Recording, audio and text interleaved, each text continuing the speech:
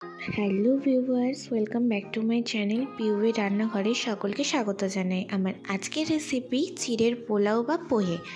তোমরা জানো গোবিন্দভোগ চালের পোলাও হয়, কিন্তু চিড়ে দিয়েও যে এত সুন্দর পোলাও তৈরি হয়। এই ঝরঝরে চিড়ের পোলাও কিভাবে বানাবে সেই টিপসগুলো আপনাদের সাথে শেয়ার করব। চিড়ের পোলাও বাচ্চাদের টিফিনে বা সন্ধ্যের টিফিনে অনায়াসে নেওয়া যায়। চলো দেখে নেওয়া যাক আমার আজকের রেসিপি। আর ভিডিওটি স্কিপ না করে ফুল ভিডিও দেখার অনুরোধ রইল।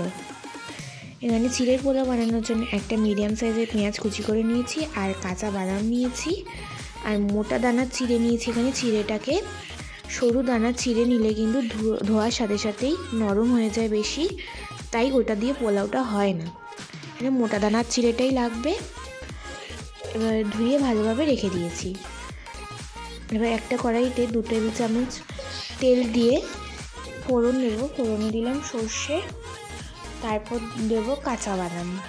কাঁচা বাদামটা 2 মিনিট মতন ভালোভাবে ভেজে নেব ওই তেলের মধ্যে। ভাজা হয়ে গেলে এবার দেব পেঁয়াজ কুচি। পেঁয়াজ কুচিটা একটু নেড়ে চেড়েই সঙ্গে সঙ্গে দিয়ে দেবো চিড়েটা।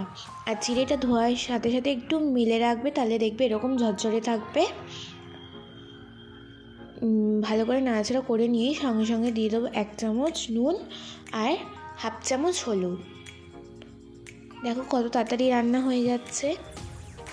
সকালবেলা বাচ্চাদের টিফিন যদি দাও, এটা একদম কিছুক্ষণের মধ্যেই রান্না হয়ে যাবে, 5 মিনিটের মধ্যে। তারপর 1 চামচ চিনি দিয়ে ভালো করে নাড়াচাড়া করে নিয়ে নামিয়ে নিচ্ছি। দেখো কতটা পরিমাণে ঝরঝরে হয়েছে। এটা খেলে বাচ্চাদের পেটও ভরবে, আর এটা হেলদিও। এটা অবশ্যই বাচ্চাদের টিফিন বক্সে বানিয়ে দিও। আর আজকের রেসিপিটি আপনাদের কাছে কেমন লাগলো অবশ্যই জানিও। আর ভিডিওটি যদি আপনাদের কাছে ভালো লেগে থাকে please like, comment and share, এবং চ্যানেলটি সাবস্ক্রাইব করে দিও। আজকের জন্য এইটুকুই। আবার পরের দিন নতুন রেসিপি নিয়ে হাজির হব। ততক্ষণ তোমরা ভালো থাকবে, সুস্থ থাকবে।